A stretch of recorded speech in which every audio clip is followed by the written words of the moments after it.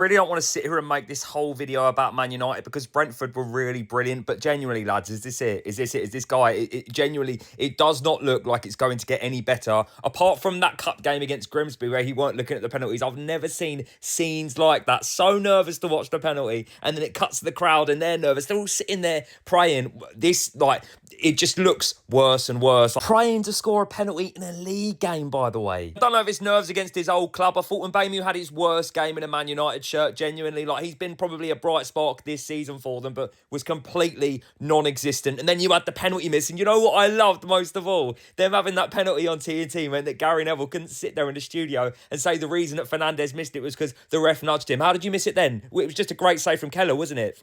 But I don't think you can sit and take anything away from Brentford, genuinely. I'm going to hold my hands up and say I was one of those people that thought Brentford would get relegated. And look, we're 6 games into league. You know, so many different things can happen. But they have looked like a lot stronger than many would have thought them this season. Andrews has gone in there and he's getting the best out of them. They beat Villa this season. You know, they drew with Chelsea. They beat Bournemouth. They actually look like a decent outfit. They look like they're going to be absolutely fine. So you can say what you want about Man United, but you have to give full credit to Brentford there. That was brilliant. But that poor guy who's growing his hair out until Man United win 5 games in a row, he's never going to cut his hair again at this rate. This is so bad.